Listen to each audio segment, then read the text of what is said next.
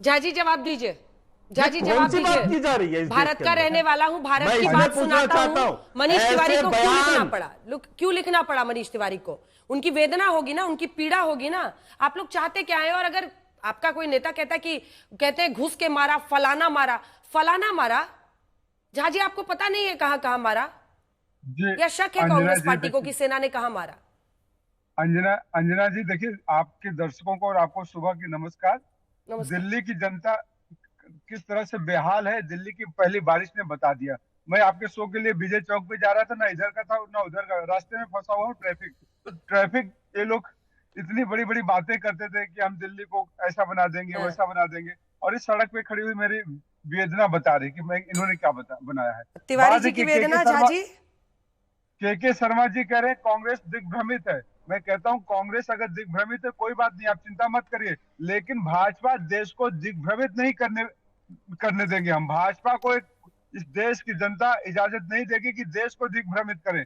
Operation सिंदूर हुआ और कल संसद भवन का सत्र शुरू होता है, नरेंद्र मोदी जी को भाषण देना होता है कि आज और कल किस तरीके से देश की मीडिया दिखाती है कि पहलगाम के आतंकवादी मारे गए या उसका मास्टरमाइंड मारे गए, बाद में खबरें प्लांट करके बताई जाती है। मैं कहता हूं अंजना जी, नरेंद्र मोदी जी को मीडिया रूपी टॉनिक अगर 2-3 दिन बंद हो जाए, सुबह शाम बंद हो जाए, जो सुबह शाम खुराक लेते हैं, तो नरेंद्र मोदी जी को एक साथ पोलियो और पीलिया इस सरकार में निकल के आ जाएगी। न चलने लायक बचेंगे न बताने लायक बचेंगे। तो बात यह है कि टेरर एंड टॉक एक साथ नहीं हो सकता। बोल क्या रहे हैं झाजी? समझ नहीं आ रहा है झाजी।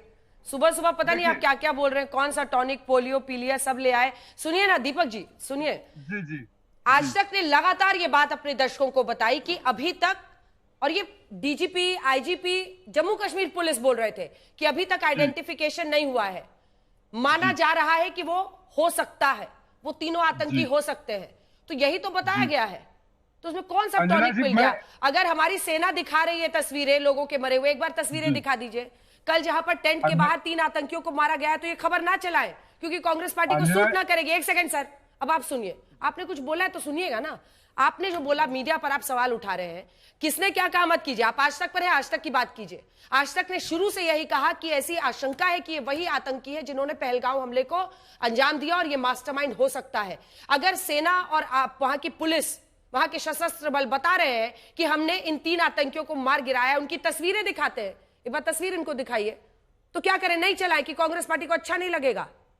क्या बात करते हैं सर आप?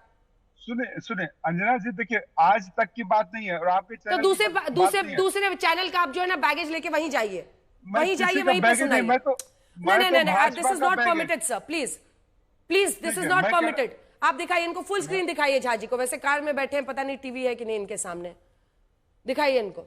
ये सब देखिए कल की तस्वीरें, नहीं दिखाएं। हमारी आर्मी 3 आतंकियों को लगातार जीरो इन करने के बाद अगर ऐसे फॉरेस्ट रिजर्व एरिया में मार गिराने में कामयाब होती है, नहीं दिखाएं क्योंकि कांग्रेस पार्टी को अच्छा नहीं लगेगा या किसी को टॉनिक मिल जाएगा। सभी को इंतजार है ना कि उन आतंकियों को मार गिराया जाए। तो जो खबर जैसी थी हमने वैसे ही बताई है। दूसरे चैनल का बैगेज वहां जाके सुनाइएगा। अब टॉपिक पर आइए, आज आप लोगों का मुख्य एजेंडा क्या रहेगा? देखिए, हमारा एजेंडा ये है कि टॉक एंड टेरर एक साथ नहीं चल सकता। जब नरेंद्र मोदी जी कहते हैं कि युद्ध का समय, हम 56 इंची सीना है, और संसद भवन के अंदर कहते हैं एक अकेला सब पे भारी, तो एक अकेले पे कौन भारी पड़ गया? नरेंद्र मोदी जी पे ट्रंप भारी पड़ गया, नरेंद्र मोदी जी पे पाकिस्तान भारी पड़ गया। आप बता नहीं पाते कि दुनिया का देश कौन आपके साथ खड़ा है। मलेशिया, चीन, जापान सब पाकिस्तान के साथ खड़े हो जाते हैं। आतंकवाद की निंदा तो सब करते हैं, लेकिन पाकिस्तान की निंदा कोई नहीं करता। तो नरेंद्र मोदी जी ये बताएं कि पूरी दुनिया घूमने का क्या फायदा है? भारत की जनता का पैसा बर्बाद करने का क्या फायदा है? जो नरेंद्र मोदी जी कहते हैं कि ट्रंप हमारा दोस्त है, अब की बार ट्रंप सरकार, नरेंद्र मोदी जी अमेरिका जाते हैं प्रचार करने, भारत का लोगों का पैसा खर्च करके जाते हैं। वो ट्रंप कल शाम को भी कहता है कि हमने दुनिया में 6 बड़े युद्ध रुकवा दिए और उसमें भारत और पाकिस्तान का था। तो भारत की संसद भवन चल रही है और भारत की गरिमा को तार तार कर रहे हैं ये ट्रंप, लेकिन ऐसा नरेंद्र मोदी जी क्यों कर रहे हैं? एक तरफ टेरर एंड टॉक कहते नहीं चलेगा, लाल आंख दिखाएंगे, तो फिर भारत की टीम को क्रिकेट खेलने का परमिशन क्यों दे देते हैं? जनता के साथ असल मुद्दा इस पर आशुतोष जी, मैं आपसे भी रिएक्शन लूंगी। रुकिए शर्मा जी, जल्दी से एक बार सुनाइए असदुद्दीन ओवैसी ने जो कहा है, जो मुद्दा कल से सोशल मीडिया पर हजारों की तादाद में लोग उठा रहे हैं। सुनिए क्या कहा उन्होंने। वजीर आजम ने कहा कि खून और पानी एक साथ नहीं बह सकते, आतंकवाद और बातचीत एक साथ नहीं हो सकती। तो मेरा सवाल आपके जरिए से वजीर आजम और हुकूमत से यह है फिर जिन इंसानों को बैसारा की वादी में मारा गया था, क्या आपका जमीर इस बात की इजाजत देता है कि आप ट्रेड बंद कर दिए, पाकिस्तान का एयरक्राफ्ट हमारे एयर स्पेस में नहीं आ सकता, उनकी कश्ती हमारे पानी में नहीं आ सकती, ट्रेड खत्म हो चुका है डायरेक्ट इनडायरेक्टेड, आपका जमीर जिंदा क्यों नहीं है? किस सूरत से आप पाकिस्तान से क्रिकेट मैच खेलेंगे जब हम पानी नहीं दे रहे हैं? 80% पानी पाकिस्तान का हम रोक रहे हैं, ये कहकर के पानी और खून नहीं बहेगा, आप क्रिकेट मैच खेलेंगे? मैडम, मेरा जमीर तो गवारा नहीं करता कि मैं उस मैच को देखूंगा। क्या इस हुकूमत में इतनी हिम्मत है कि उन 25 मरने वालों को फोन करके कहे कि देखो हमने ऑपरेशन सिंदूर में बदला ले लिया, अब तुम पाकिस्तान का मैच देखो?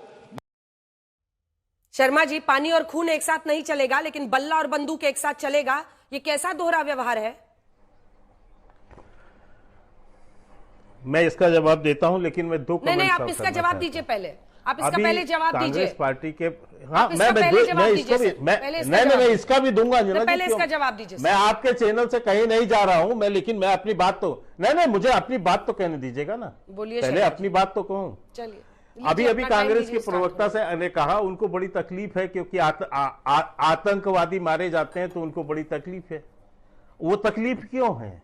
अभी तक 69 जो अब पहलगांव की घटना के बाद से लगभग 69 आतंकवादियों को ढेर किया है, लेकिन ये इस बात को ये इसलिए नहीं स्वीकार पाएंगे जो आप अभी चित्र दिखाने की बात कर रहे हैं, क्योंकि सोनिया गांधी को तो रोना आ जाता है। बाटला हाउस कांड के बाद सलमान खुर्शीद जी ने कहा था कि आतंकियों की मौत को देख के सोनिया गांधी रात भर इसलिए मैं शर्मा जी आपसे उम्मीद कर रही थी थोड़ा तेज आप बोलेंगे तो जल्दी से बोल पाएंगे, लेकिन क्रिकेट पर आप पहुंच ही नहीं पाए और ब्रेक का टाइम हो गया।